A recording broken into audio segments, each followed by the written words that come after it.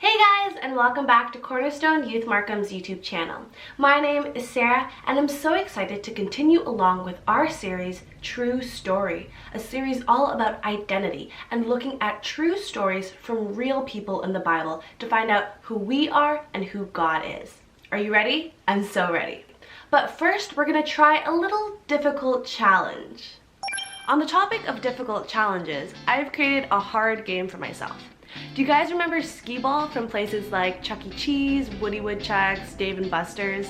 I've kind of made my own homemade COVID, Corona, quarantine, stay-at-home version of that, and we're gonna see how difficult it truly is for me to get the ball in the holes. So here we go.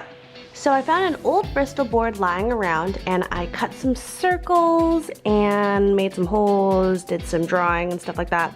And I've made my own skee ball panel of sorts. So as you can see, I have put points, so that one's the hardest to get into, which means it's 50 points. These ones are the easiest, those are 10 points. And I guess the game would be how fast I can get to 100. Okay, so the rules are pretty simple. You just take this ball and you have to touch the floor with it and you roll it, and if you can get into one of those holes, then you get those points.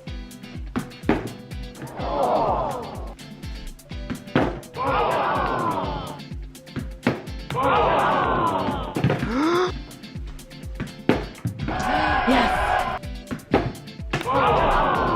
I have spent too long doing this and I have not reached 100 yet, so I'm just gonna take a little break. So far I'm really proud of hitting 25 points, but I haven't gotten the 50 yet, so I've made this too hard for myself. So if you can, try it at home, try to make your own version, find a Bristol board, and spend a lot of your time doing this and not getting it. It's so hard! That was hard.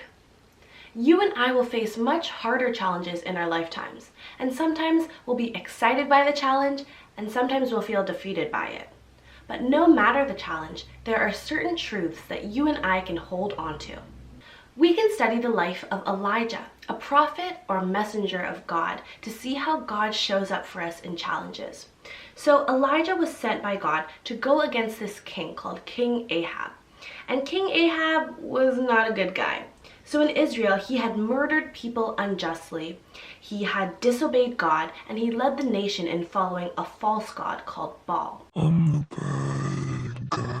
So, in 1 Kings 18 verses 18 to 39, we see the story about how Elijah went up against these Baal prophets to see who was the one true God. And guess what?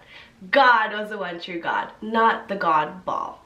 So, after that challenge, you would think that Elijah was on fire, super passionate, because he realized just how powerful, strong, and mighty our true God is. But King Ahab's wife Jezebel was so angry about Elijah showing up her prophets of Baal that she threatened Elijah's life and sent men to kill him. So terrified, Elijah ran away. And in 1 Kings 19 verses 2 to 12, I'm just going to summarize it quickly here, we see that God meets Elijah in his difficulty. So first, Elijah collapses under a tree where he's exhausted, he's terrified, and he says he wants to die. But God doesn't let him die. God lets Elijah rest, reminds him to eat and drink, and makes sure he arrives safely at his next destination. So second, after a long journey, Elijah stops to rest in a cave, and God meets him there. So if we read verse 11 to 12, the Lord said, "Go out and stand on the mountain in the presence of the Lord, for the Lord is about to pass by." Then a great and powerful wind tore the mountains apart and shattered the rocks before the Lord. But the Lord was not in the wind. After the wind, there was an earthquake, but the Lord was not in the earthquake. After the earthquake came a fire, but the Lord was not in the fire. And after the fire came a gentle whisper. So God met Elijah, and he didn't come in, a ferocious wind or the earthquake or the fire. He came in a quiet, gentle whisper. So what does this tell us about God? Well, not only is he powerful, strong, mighty, the one true God, but he is also gentle. He is understanding. He gives us what we need. He protects us. He is with us, and he speaks to us. So to sum it up, again, I think we can all say, God is good. My name is Faith. I am currently in grade 8. I'm a member of Cornerstone Church's art group, and I'm here to show you my point of view of this week's current topic, a difficult challenge God helped you to face. Now that you got to know me for a little bit, let's get personal. When I was a young wee child, I didn't know how to swim and could easily sink like a rock. And there was this one time during a vacation to Malaysia with my family and friends, I joined my family and went to the seminar. But instead of students and professors, according to my research, it was just a bunch of adults talking about God and kids hanging out in the backyard. Usually, I was a shy child and would stay by an adult. But I got bored of sitting there listening and went outside to the pool that was in the backyard. And because there was no adult supervision around the area to stop this young wee child, I sat on the edge of that pool. This was a long time ago, but I think I felt risky and dipped the lower half of my body into the pool water. I felt this pressure pushing my back, and I lost my grip from the rim and I began to sink. I remember waving my arms into a frog swimming hand motion to get some oxygen, but the water kept piling onto me and it began to fill into my lungs. This is the part where I started feeling emotional and weak, but I kept thinking to myself, oh God, someone please help me. I couldn't scream, I kept flailing my arms. I was small, so nobody could have really saw me. A little while passed, and I'm telling you, not lying, I saw a bright light, looking down at me. And I was going to reach for that light. Next thing I knew, I was dragged out of the pool by my brother, who saw me just in time. And ever since then, I've regretted my decisions that night.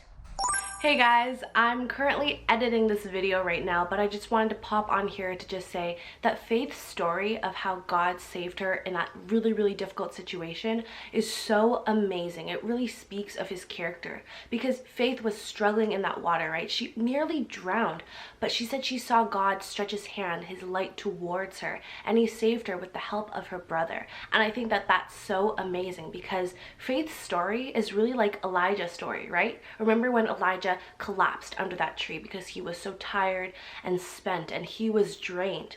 Just like that, he was struggling, but God reached his hand out to Elijah and he helped him. And just like that, God reached his hand out to help Faith. So we can see that even though these real stories were years and years apart, God has remained the same forever and always, and he's always there to reach out his hand and help us if we call out to him. So I think that that's really amazing. So thank you so much, Faith, for sharing your story with us and your artwork. So just like Faith was saying, she's part of Cornerstone's art club. If you also would like to be part of that art club, you can connect with Pastor Kevin. His details are in the bio of this YouTube video, and he can connect you with Grace. So without further ado, let's get back into the video. So when you face your next difficult challenge, you might face it with boldness and determination like Elijah first did with the prophets of Baal, because you know that your God is powerful, strong, trustworthy, and mighty. But you know what? You're also human. So maybe you'll face your next challenge with fear and exhaustion like Elijah did under the tree or in the cave. But if you do, remember that God is gentle, he is kind, and he never leaves you. Now that we know more about who God is, what does the story of Elijah tell us about who we are? Well, you were created by a God who is good. You know, we talked about how he is powerful, strong, trustworthy, gentle, protective, and present. You are seen and understood by your Creator, who is always with you. No matter the challenge, you are never alone and never without help. If you've ever backed away from a difficult challenge because you were afraid, tired, or overwhelmed, please remember this. We can be confident because of who our Creator is. So because of who God is, we can do difficult things. I don't know about you guys, but I feel really comforted by that message to know that no matter the challenge, no matter how hard or difficult or scary something may seem, I can be strong because I stand behind a strong God who never leaves me, who goes before me, and who loves me. This month, we're also doing a really cool art challenge. So if you can make any piece of art that shows us who God is to you and how he has made you, please tag us at Cornerstone Youth Markham on Instagram. I would love to see it, and maybe your art will be featured in our next YouTube video or on our Instagram. So please get arting and start submitting. Okay guys, don't forget to like, comment, and subscribe on this video, and be blessed, and I'll see you in the next one. Bye!